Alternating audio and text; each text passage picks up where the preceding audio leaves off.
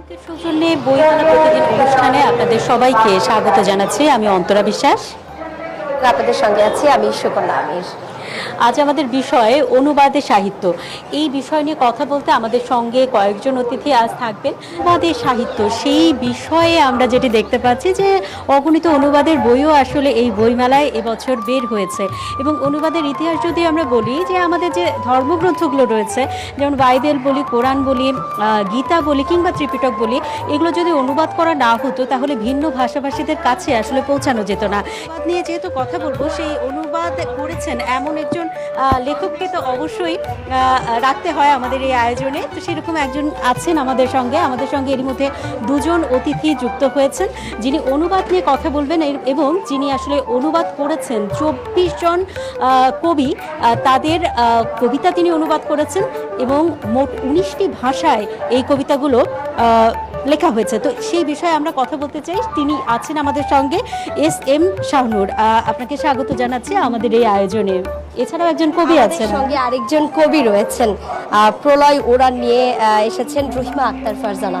আপনাদের দুজনকে স্বাগত জানাচ্ছি বাংলা লিঙ্কের সৌজন্যে বেলা প্রতিদিন অনুষ্ঠানে। বলছিলেন যে অনুবাদের সাহিত্য, এবং এই যে অনুবাদের সাহিত্য বলতে কিন্তু আমরা বুঝি যে দেশের গণ্ডির বাইরে যেই লেখালেখিগুলো রয়েছে সেগুলো আমাদের পড়বার সুযোগ করে দেয়, এবং আমাদের দেশের যেই প্রথিতযশা লেখকরা রয়েছেন এবং তরুণ নতুন মিলে তাদের লেখাটাও এই বিশ্বের দরবারে পৌঁছে দেওয়ার একটা সুবর্ণ সুযোগ বলা যায়। একদম। এবং এই যে জনাব এস.এম. শাহনূর, আপনি লিখলেন এই বইটি, অনুবাদ করলেন, এটি আপনি কেন চিন্তা করলেন যে আপনাকে অনুবাদই করতে হবে, মানে কি থেকে আপনার মাথায় এলো, এটা একটু শুরুতে জানতে চাই। ধন্যবাদ আপনাকে এমন চমৎকার একটি প্রশ্ন করার জন্য। বাংলা শুধু বাঙালির নয়, দেশ ছাড়া এ বিশ্বময়, চর্যাপদার অগ্নিবীণা বিশ্ববাসীর বিস্ময়। যদিও এই পংক্তিমালা আমারই লেখা, আসলে বাংলা কি শুধু বাংলাদেশে আবদ্ধ? দেখুন, ম্যাক্সিম গুরকি, শেক্সপিয়ার রচনা সমগ্র, ডেল কার্নেগি রচনা সমগ্র আমি পড়েছি, আপনি পড়েছেন, আমার বাবা পড়েছে, আমার দাদাও পড়েছেন। তো আসলে এই যে বিশ্ব সাহিত্যে যে ক্লাসিক সাহিত্য যেটাকে বলা হয় বা বেস্ট সেলার যে বইগুলো, সেই বইগুলো কিন্তু অনেক আগেই বাংলায় অনুবাদ হয়েছে।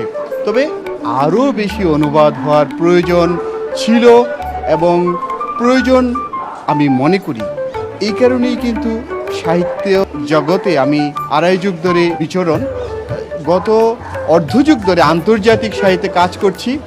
ইতিমধ্যেই আমার লেখা, বাংলা ভাষায় লেখা, পৃথিবীর 30টি ভাষায় অনুদিত হয়েছে।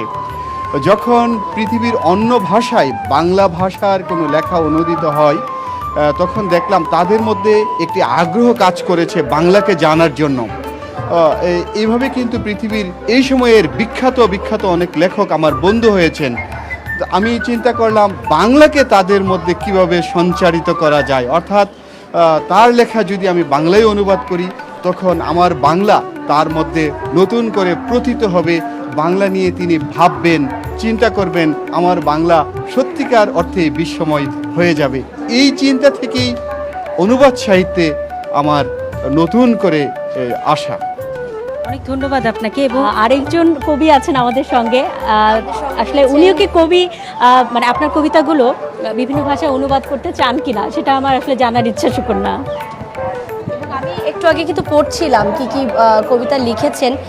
দু একটি কবিতা খুব নজর কাড়লো। 24শে জুলাই বিপ্লব নিয়ে আপনি লিখেছেন এবং বেশ আলোড়িত কিছু শব্দও আমি দেখতে পাচ্ছি।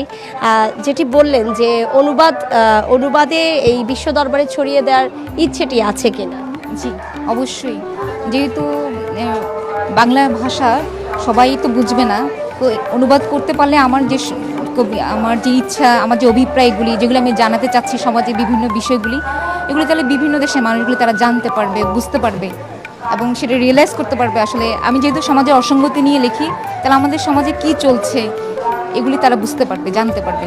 এবং কবি বা লেখক বলতে কিন্তু আমরা বুঝি যে তারা যেটি অনুভব করছেন, আবেগ তাড়িত হচ্ছেন, তাদের এই আবেগ ঘন সময়টি আসলে তারা তুলে ধরতে চান পাঠকদের কাছে। অনুবাদের মধ্য দিয়ে আমরা যে বিশ্বে আমাদের যে সাহিত্য রয়েছে সেটি পৌঁছে দিতে চাই। এর মধ্য দিয়ে আসলে আমাদের শুধু সাহিত্যই নয়, আমাদের যে বিভিন্ন ঘটনা ঘটছে সেটাকে যদি সাহিত্যের মধ্য দিয়ে পৌঁছাই তাহলে বোধহয় আরও সহজে পৌঁছানো সম্ভব। আপনার কাছে আসলে বিশেষভাবে একটু জানতে চাই জনাব এস এম শাহানুর, সেটা হচ্ছে আপনি তো অনুবাদ করেছেন, অনুবাদ করা খুব কঠিন একটি কাজ, মানে এটি বিশেষ করে সাহিত্যের অনুবাদটা অনেক কঠিন একটি কাজ। এটি যদি সংবাদ হতো বা কোনো একটি স্বাভাবিক বিষয়ের উপর হতো সেটি একরকম, কিন্তু কবিতার অনুবাদ তো আরও কঠিন, এই ভাবানুবাদ করতে হয়, সেটি আসলে কিভাবে করলেন? ইংরেজির ছন্দ বা অন্য আরেকটি ভাষার ছন্দ বাংলায় মিলালেন কি? ধন্যবাদ। এটি আসলে অনুবাদ বিষয়টি, বিশেষ করে কবিতা, একটু জটিল কঠিন। তবে যিনি অনুবাদে নিজেকে মনোনিবেশ করবেন তার পক্ষে বিষয়টি কঠিন নয়। একটি বিষয় মনে রাখবেন, অনুবাদ সাহিত্য একটি সাহিত্যকে সমৃদ্ধ করে সবচেয়ে বেশি। আমি কিংবা আমরা যারা অনুবাদ করছি এই বিষয়টি মাথায় রাখছি, কার লেখা কিংবা কোন লেখাটি অনুবাদ করছি। অবশ্যই অন্য ভাষার লেখা যখন আমি বাংলায় অনুবাদ করি, পৃথিবীর সবচেয়ে ভালো মানের যে লেখা, সবচেয়ে ভালো লেখকের যে লেখা, সেই লেখাটি অনুবাদ করতে হবে। কেননা আমি শতভাগ অনুবাদ করতে পারবো না ওনার লেখাটি, আমি হয়তো ৮০ ভাগ কিংবা ৭০ ভাগ ভাব অনুবাদ করতে সক্ষম হব। এজন্য সবচেয়ে ভালো মানের ভালো লেখকের লেখা অনুবাদ করলে সেটি বাংলা সাহিত্যের জন্য কিংবা যে ভাষায় অনুবাদ করা হয় সেই সাহিত্যের জন্য সুফল কিংবা ফল বয়ে আনে।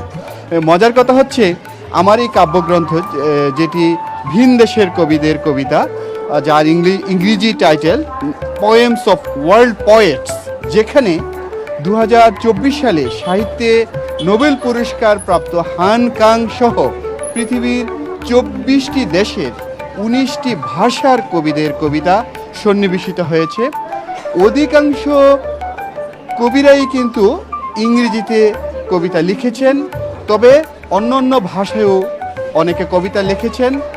আমি ওই কবিদেরকে অনুরোধ করেছিলাম যে বন্ধু, তুমি তোমার কবিতাটি তোমার ভাষা থেকে ইংরেজিতে বেস্ট ট্রান্সলেট করে আমাকে দাও, তখন আমি অনুবাদ করব বাংলায়।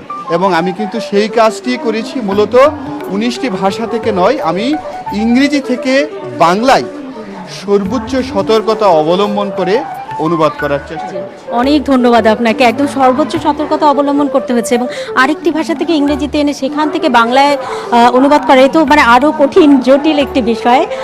আমাদের একটা বিরতি নিতে হচ্ছে। আপনাদের দুজনকেই অসংখ্য ধন্যবাদ আমাদের সঙ্গে যুক্ত হওয়ার জন্য। দর্শক কোথাও যাবেন না, ফিরছি কিছুক্ষণের মাঝেই। দেখছেন বাংলা লিংকের সৌজন্যে বইমেলা প্রতিদিন, সঙ্গেই থাকুন।